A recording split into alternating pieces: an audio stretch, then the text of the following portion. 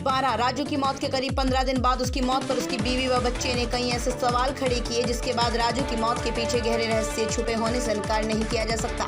फिलहाल राजू की मौत की सूचना उसकी पत्नी और बच्चे को मौत के 5 दिन बाद मिली, जिसके बाद से राजू की बीवी और बच्चे भूखे प्यासे भटकने को मजबूर हैं। राजू के बेटे और पत्नी का आरोप है कि राजू की मौत की सूचना उसके भाई ने उन्हें नहीं दी, साथ ही रिश्तेदारों को भी सूचना देने से इनकार कर दिया। परिवारजनों का आरोप है कि मुक्तिधाम पर राजू का नाम बदलकर राजेंद्र मीणा बताया गया।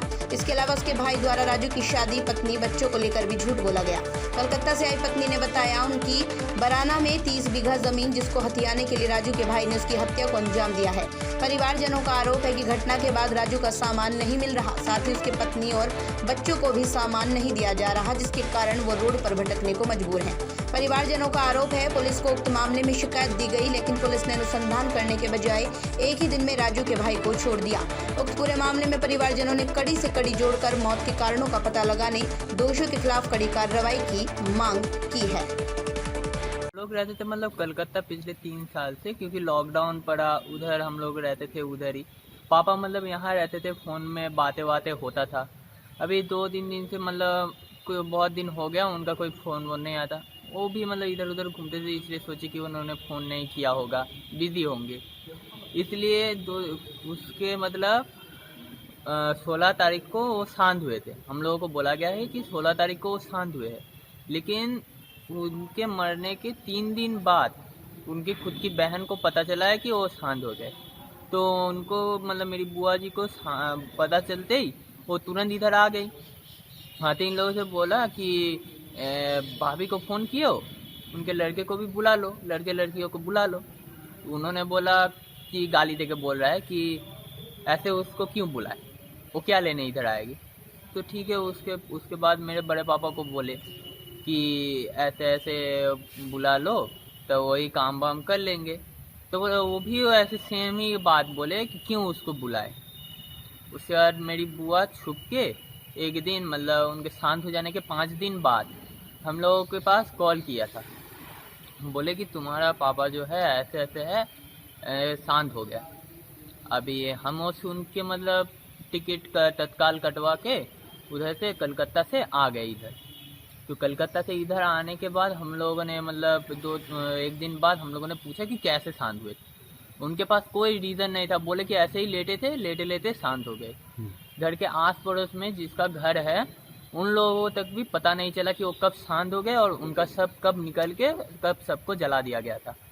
मामला है जैसे अपना पति, हम लोग लॉकडाउन की वजह से वो यहाँ रह रहा था, हम कलकत्ता रहते थे और मेरा बच्चा बच्ची दोनों ही वहाँ पढ़ते हैं। हम वहाँ पर थोड़ा काम करके पढ़ाते थे और मेरा पति को कैसे मतलब शांत हो गया किसी को पता ही नहीं चला। अच्छा जी। और हमको खबर भी नहीं किया। अच्छा जी। तो हमको मतलब कुछ खबर नहीं था जो कैसे ध्यान हो गया, कैसे मारे किसी को पता नहीं है। फिर मेरा ननद को जयपुर रहती है, उसको खबर दिया है, जो 3 दिन बाद में वो आई, आके उसने बोला जो भाभी को फ़ोन किया कलकत्ता में, तो बोला नहीं, गाली दे के बोली है जो उसको क्यों बुलाना है। तो नहीं बुलाया, ठीक बात है। फिर बोला जे फिर उसने 5 दिन बाद में मुझे फ़ोन किया है। तो हमको सूचना मिलते ही मैं चले आई यहाँ पर। वहाँ से आने में मुझे 2-3 दिन तो ऐसे ही लग जाता है।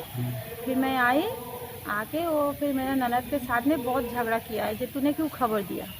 तो उसने बोला मैंने नहीं खबर दिया। मैंने भी झूठ बोले थे जे नहीं, उसने नहीं खबर दिया, मुझे कोई जान पहचान का खबर दिया है।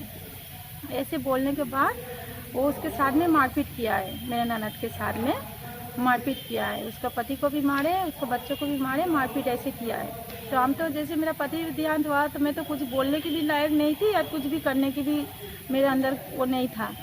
तो फिर हम जब उनके पास से हमसे वो मांग रहे थे तो संस्थान का पर्ची दे दीजिए, हम जन्म सर्टिफिकेट उनका डेथ सर्टिफिकेट बना ले क्योंकि बच्चों को लगेगा वो। तो बोल रहे कुछ मेरा बात को ध्यान नहीं दे रहा था। तो फिर मैंने बोला, फिर वार्ड मेंबर के पास गई, कौन महीना निकलने के बाद वार्ड मेंबर के पास गई, जाके बोले जे आपके पास मेरा पति का वो डेथ सर्टिफिकेट बनाना है, कैसे बनाना है आप बताइए। तो बोला कौन, आपका पति का नाम क्या है। तो मैंने बोला कि राजू मीणा है मेरा पति का नाम। और बोला क्यों, उसका तो डेथ सर्टिफिकेट बनाना दे दिया, कैसे उसको तो ऐसे लिखा है जो कुमारा है, उसका शादी नहीं हुआ। अच्छा, ऐसे लिख दिया हाँ, उसको? हमने बोला कौन बोला ऐसे, बोला रामलाल बोला है।